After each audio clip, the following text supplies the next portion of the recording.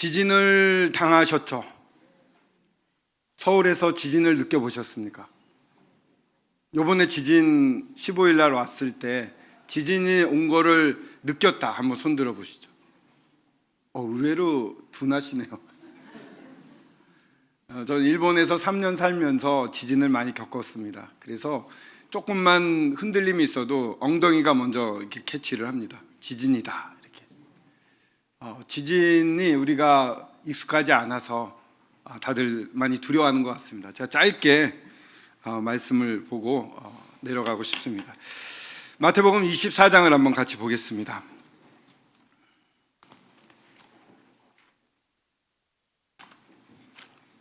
마태복음 24장에 보면 마지막 때 일어날 일에 대해서 제자들과 우리 주님께서 말씀하시는 장면이 나옵니다. 이제 2절에 보면은 성전이 완전히 파괴되는 부분에 대해서 주님이 말씀을 하십니다. 돌 하나도 돌 위에 남기지 않고 다 무너뜨려지리라. 그래서 언제인가를 묻게 됩니다. 4절에부터 나오는 6절까지는 이 마지막 때를 의미하는 그런 현상으로 보게 되는데, 여러 사람 4절에 너희가 사람의 미혹을 받지 않도록 주의하라. 많은 사람이 내 이름으로 와서 이르되 나는 그리스도라 하여 많은 사람을 미혹하리라.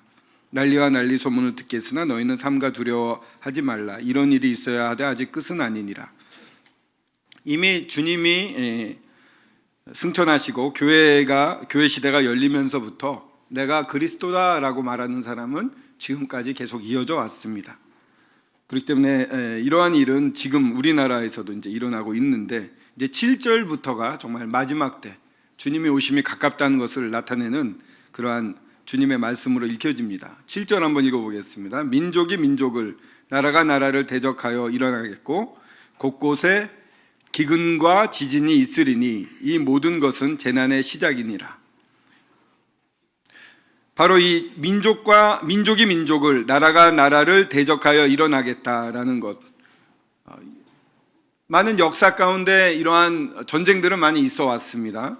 그렇기 때문에 이게 뭐 특별한 일이냐라고 생각하실 수 있겠습니다만, 이 민족이 민족을, 나라가 나라를 이라고 말하는 것은 이 히브리 민족, 이 유대 민족에 쓰여지는 이 경우를 보게 되면 대규모 전쟁을 말합니다.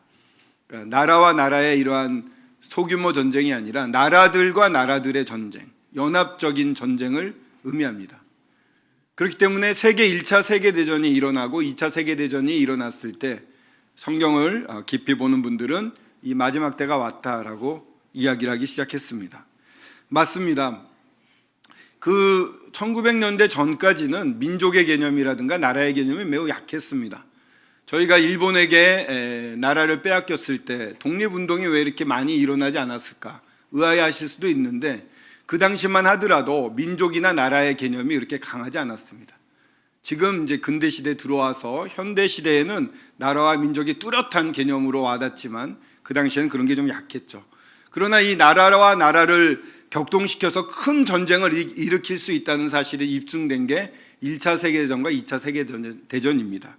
그렇기 때문에 1차 세계대전이 일어난 이후에 이 재난의 시작이라고 말할 수 있게 된 것이고, 이제 그 증거 중에 하나가 기근과 지진이 처처해 있게 되는데, 기근도 정말 예전과 달리 기후변화로 말미암아 이곳저곳에서 일어나고 있습니다. 두려워할 것은 이 지진 부분입니다. 대한민국, 우리 한국도 계속해서 지진이 증가되고 있습니다.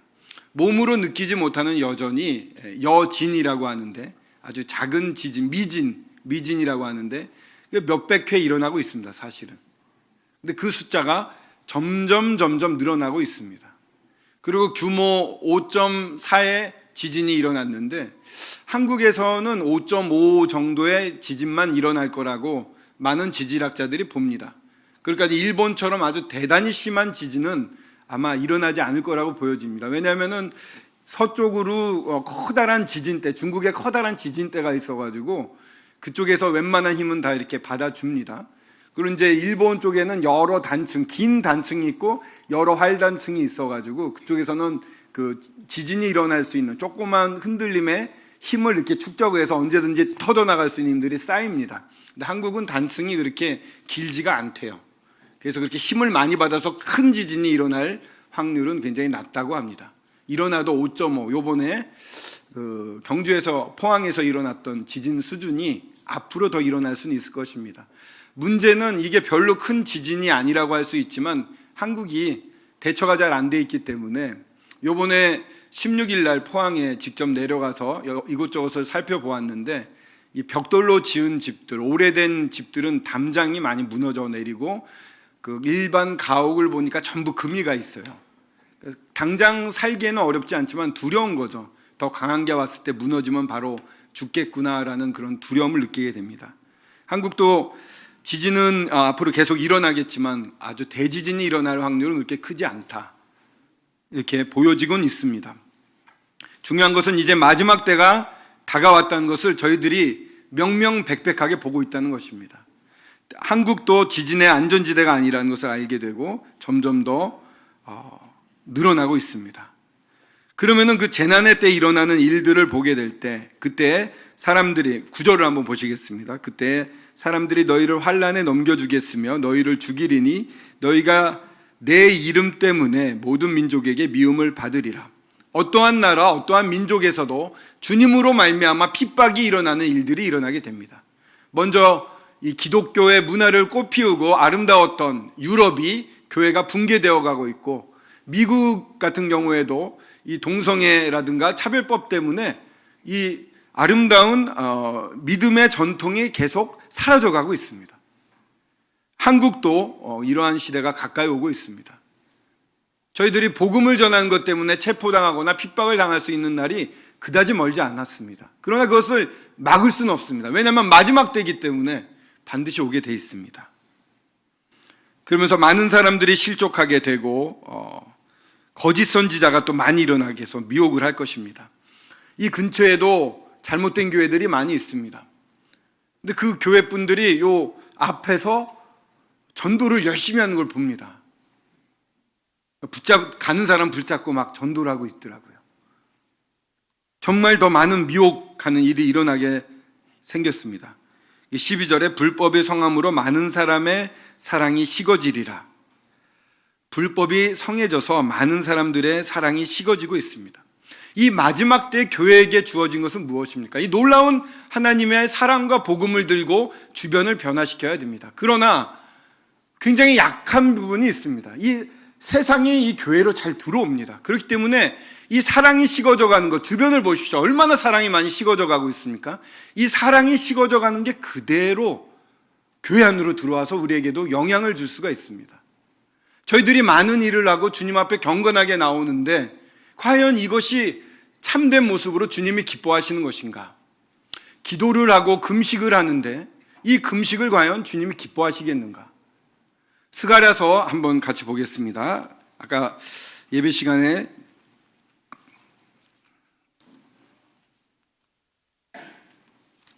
제가 읽었던 부분인데요. 스가랴서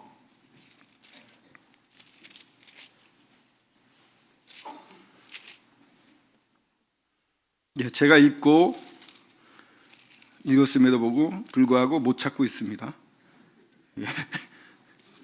7장입니다.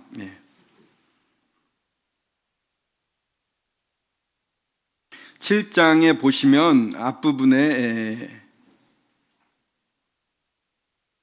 금식에 대한 이야기가 나옵니다. 5절에 보시면은 온 땅의 백성과 제사장들에게 이르라. 너희가 70년 동안 다섯째 달과 일곱째 달에 금식하고 애탕하였거니와 그 금식이 나를 위하여 한 것이냐? 라고 묻고 있습니다. 정말 무엇을 위해서 우리가 금식을 하는가? 무엇을 위해서 경건한 삶을 살고 무엇을 위해서 교회에 나오고 하고 있는가를 마치 여쭤보는 것처럼 느껴졌습니다. 8절에 보시면 여호와의 말씀을 스가랴에 임하여 이르시되 만군의 여호와가 이같이 말하여 이르시되 너희는 진실한 재판을 행하며 서로 인애와 긍휼을 베풀며 과부와 고아와 나그네와 궁핍한 자를 압제하지 말며 서로 해하려고 마음에 도모하지 말라 하였으나 이 주님이 원하시는 게 이런 것들입니다. 무엇입니까? 진실한 재판. 정말 공정하게 저희들이 교회 생활을 하고 있는가? 삶에서 공정한 생활을 하고 있는가? 서로 인애와 긍휼을 베푸는가? 정말 교회 안에서 사랑하는 형제 자매님들에게 가까이 가고 그분들을 사랑하고 그분들의 안위를 걱정하고 그분들을 위해서 찾아다니고 하고 있느냐를 물어보십니다. 과부와 고아나 나그네와 궁핍한 자를 압제하지 말며 서로 해하려고 마음에 도모하지 말라. 저희들 가운데 연약하고 힘들어하는 도움이 필요한 분들에 대해서 정말 저희들이 넘치도록 돌아보고 있느냐? 서로 해하려는 마음을 도모하고 있느냐? 거절하고 어떤 사람에 대한 미움이 있고 그것을 해결하지 않고 그대로 두고 키워가고, 그렇게 주님이 간구하셨는데 11절에 그들이 듣기를 싫어하여 등을 돌리며 듣지 아니하려고 귀를 막았으며 그 마음을 금강석 같게 하여 율법과 만군의 여호와가 그 영으로 옛 선지자들을 통하여 전한 말을 듣지 아니하므로 큰 진노가 만군의 여호와께로부터 나왔도다. 이스라엘 민족에게 주님이 벌을 내리시고 70년 동안 바벨론에 끌려가게 했던 그 원인이 되는 말씀이기도 합니다만 깊이 저희들이 생각해 봐야 될 부분이라고 생각됩니다. 교회가 외부로는 이 복음을 들고 나가고 주님의 영광을 전파해야 되겠습니다만 내부적으로는 이와 같은 사랑이 있는지를 스스로 돌아봐야 될 것이라고 생각합니다. 저부터 많은 반성을 하고 있습니다. 과연 저도 여러 일들을 쫓아가고 그런 걸 좋아했는데 과연 이 한 분 한 분 사랑하는 형제 자매님들 한 분 한 분에 대해서 정말 공정하게 대하며 과연 인애와 긍휼을 베풀고 있는가? 정말 이 과부나 고아와 나그네, 궁핍한 자, 도움을 필요로 하는 분들에게 정말 마음을 쏟고 있었는가? 돌아보게 됩니다. 사랑하는 형제님, 자매님들은 어떻습니까? 교회에 왜 나오십니까? 사랑하러 나오십니까? 무엇을 위해서, 무엇을 도모하면서 저희들이 나아가고 있습니까? 인애와 긍휼을 베풀고 계십니까? 정말 관심이 있습니까? 주변에 있는 성도님들을 사랑하고 그 사랑하기 때문에 주님처럼 목숨을 다 바쳐서까지 사랑하려고 하고 계십니까? 세상이 냉랭해지고 세상에 차별이 심하고 그런 것들이 교회 안에 들어오는 것을 그냥 보고만 있습니까? 세상이 이러니까 어쩔 수 없다 이렇게 생각을 하시는지요? 해하는 마음이 있는데 그대로 가지고 있는지요? 이런 것들이 없이 저희들이 어떠한 활동을 한다 하더라도 주님이 기뻐하실까요? 정말 주님의 사랑이 아니면 그 모든 은사와 놀라운 이적들이 다 울리는 꽹과리 같다고 고린도전서에서 가르치고 있습니다. 인애와 긍휼을 잊고 사는 시대에 우리가 교회 안에서도 그와 같이 살고 있지 않은지 돌아보게 됩니다. 큰 반성을 하게 됩니다. 이런 바람이 있지만 힘이 없습니다. 바람은 있는데 이렇게 되기가 어렵습니다. 이런 슬픔 때문에 저희들이 기도하고 금식을 해야 될 때가 아닌지 모르겠습니다. 주님이 이 교회를 쓰시기 위해서는 주님이 건강한 교회가 되어야지만 쓰임을 받을 수 있지 않겠습니까? 사랑이 없는 교회가 어떻게 건강한 일을 할 수 있을까요? 요한복음 5장을 한번 같이 보시겠습니다.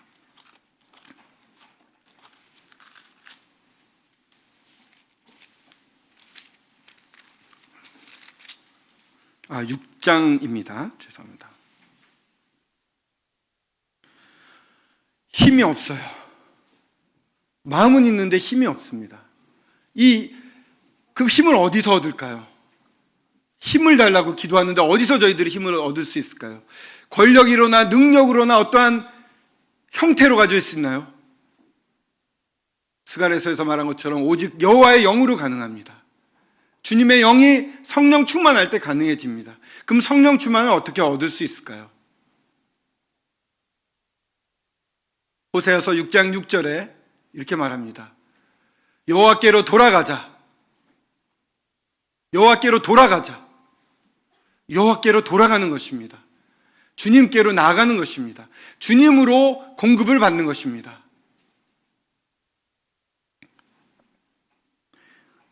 (6장 35절에) 보시면 예수께서 이르시되 나는 생명의 떡이니 내게 오는 자는 결코 줄이지 아니할 터이요 나를 믿는 자는 영원히 목마르지 아니하리라. 주님 말씀하십니다. 나는 생명의 떡이다. 나는 생명의 떡이다. 내게 오는 자는 결코 줄이지 아니할 터이요 나를 믿는 자는 영원히 목마르지 아니하리라. 주님께 나아가는 자는 결코 줄이지 아니합니다. 또한 주님을 믿는 자는 영원히 목마르지 아니합니다. 주님께 나아가고 있는지 제 자신을 돌아보게 되고 주님 앞에 무릎을 꿇습니다.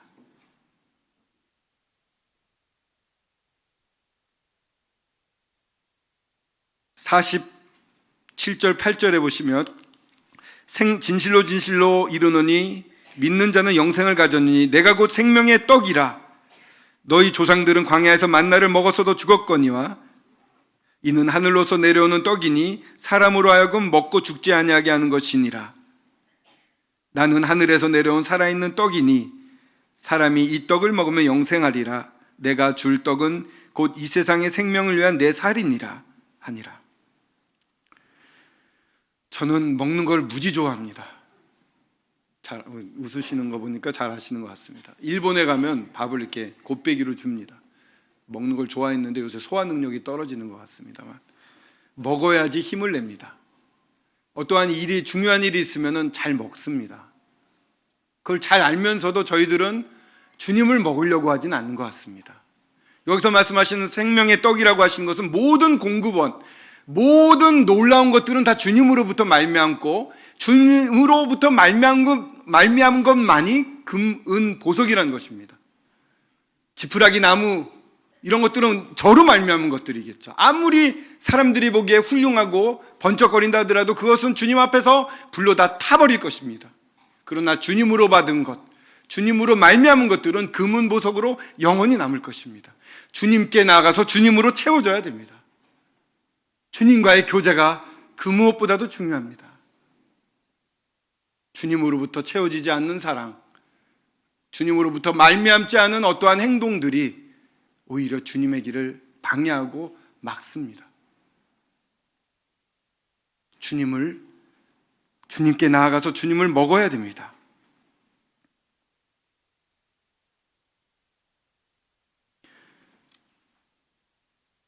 에베소서 4장을 한 소절 더 보겠습니다.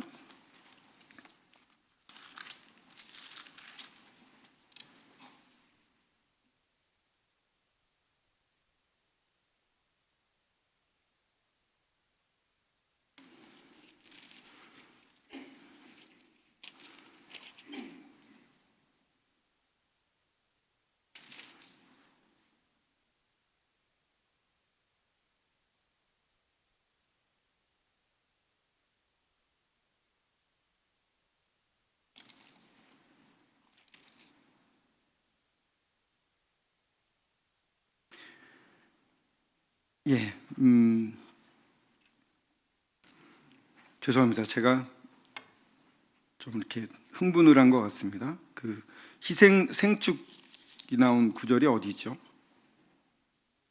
5장이죠. 5장 2절입니다. 죄송합니다. 그리스도께서 너희를 사랑하신 것 같이 너희도 사랑 가운데서 행하라. 그는 우리를 위하여 자신을 버리사 향기로운 제물과 희생 제물로 하나님께 드리셨느니라. 향기로운 제물과 희생 제물, 생축이라고 여기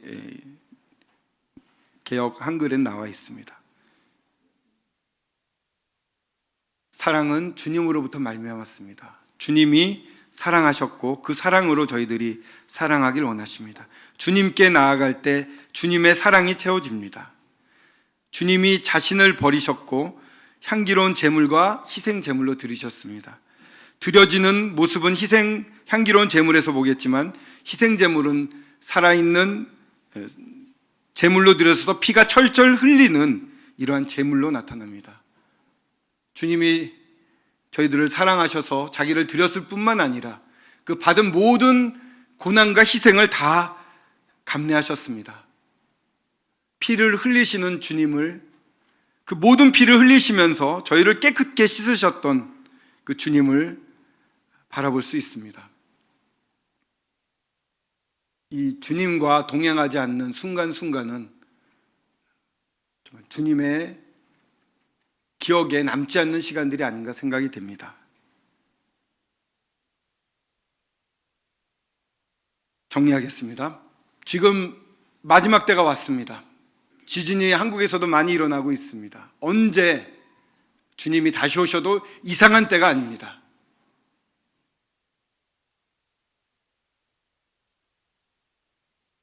정말 바라기는 이 주님과 함께 살다가 주님 앞에 올라가길 원합니다. 그런데 참으로 스스로를 돌아볼 때 복음을 전하는 것 이상으로 빼먹고 사는 형제 사랑이 부족했음을 보게 됩니다.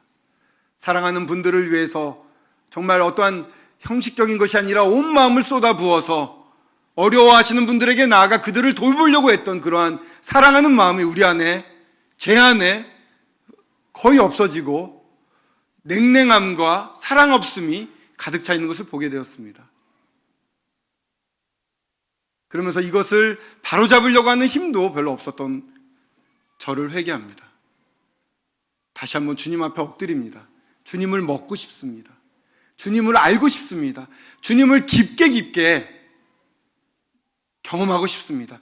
그런 주님을 알므로 말미암아 주님의 사랑이 제 가운데 가득 차서 이제 주님을 증거하며 그 사랑으로 우리 사랑하는 형제 자매님들을 정말 사랑하며 형제 자매님들을 위해서 온전히 목숨까지 다 내줄 정도로 사랑하는 그런 사랑을 하고 싶습니다. 이 바람이 우리 모두의 바람이 되었으면 좋겠습니다. 호세아서 6장 6절을 같이 읽고 마무리하도록 하겠습니다.